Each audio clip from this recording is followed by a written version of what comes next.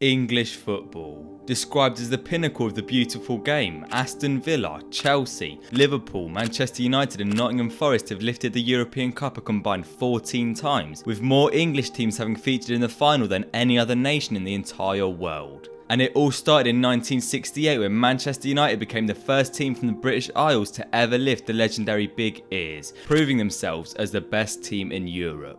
Except half of that wasn't true. For years now, Scottish football has been belittled and ignored by fans of the English game, seen and said to be nothing more than a joke, but in reality, without Scottish football and particularly one club side breaking down boundaries for English clubs to follow, world football may have looked so different today. This is the story of Britain's first ever European champions, the legendary Lisbon Lions.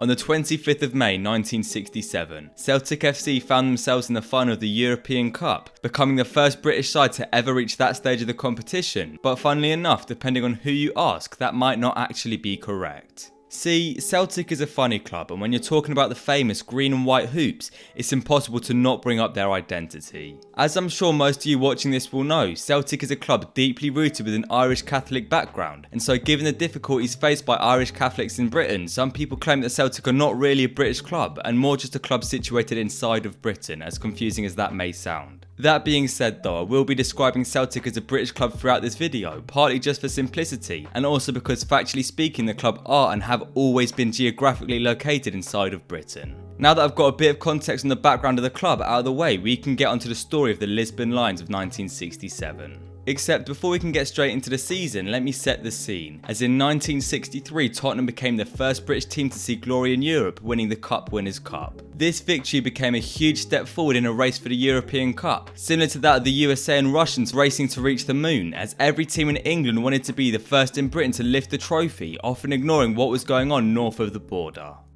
Now of course, Glasgow did have the best two teams in Scottish football, but it had always also been a working class city with its citizens very poor and living in cramped, overcrowded conditions, which helped spread tuberculosis across the city like wildfire, killing thousands of young people, many of whom would have been Celtic fans dreaming of playing for the team they loved. And in 1955, a 19-year-old Celtic fan and youth footballer would contract a deadly strain of the disease, where within days of going to the hospital, he'd been given just 3 weeks to live. No matter what doctors had tried previously, this particular strain of the disease was fatal, and like I mentioned, this teenager had just weeks to live before even reaching his 20th birthday. It's said that everyone at the hospital had loved him, even one particular doctor who is a massive Rangers fan, and it would be this doctor who decided to try something new and tested a brand new drug treatment which had never been tried before in the hopes of saving the teenager. And it worked. Just like that, Dr. Peter Mackenzie had saved the life of Thomas Stephen Chalmers, known to many as simply Stevie Chalmers, who had gone to sign for his childhood team Celtic in 1959 and was one of the first members of a future dynasty.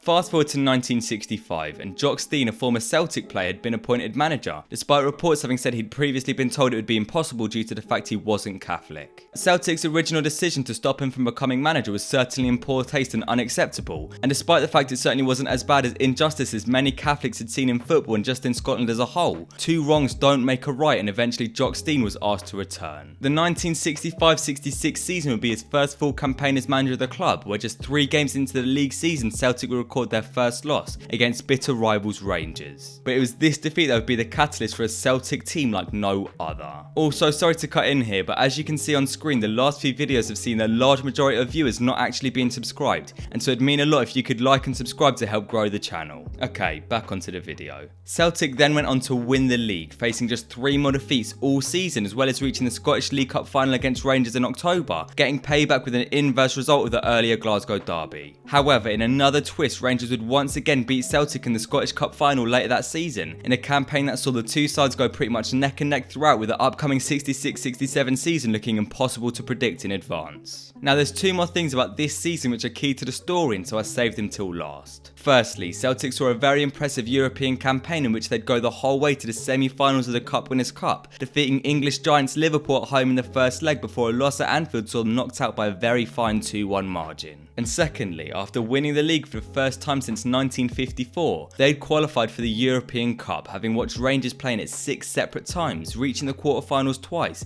and even the semis once. And going into their first ever campaign in the competition, they had just one goal that they could only dream of, which was to become the first British side to ever reach the final. Celtic would then start the new season incredibly, winning 11 of their opening 12 league games as well as winning the Scottish League Cup, beating Rangers 1-0 in the final. But most importantly of all, on the 28th of September 1966, Celtic lined up for their first ever European Cup game. Facing up against FC Zurich of Switzerland, they won 2-0 at home in their first leg clash, eventually progressing through to the second round 5-0 on aggregate, where they'd come up against back-to-back French champions Nantes. The first leg saw Celtic take a 3-1 advantage back to Glasgow, where they once again defeated their French opposition 3-1, progressing through to the quarter-finals as the only team from Great Britain left in the competition. Not only this, but their incredible form in the league continued as Celtic also beat Rangers 4-0 in the Glasgow Cup, which they'd then gone to win on the 7th of November, meaning that before the new year had even come round, they'd lifted silverware twice. And then going into March and the return of the European Cup, Celtic were fired up and ready for a quarter-final tie against FC Vojvodina,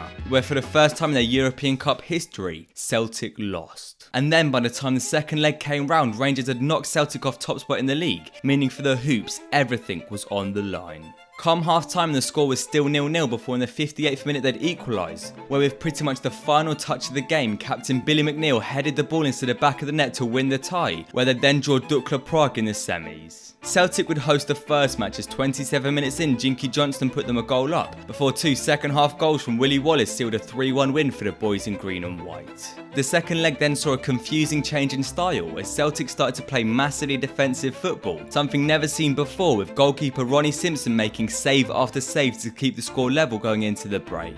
Another goalless 45 then meant that Simpson's first half heroics were enough for Celtic to progress through, becoming the first British side to ever reach the European Cup final.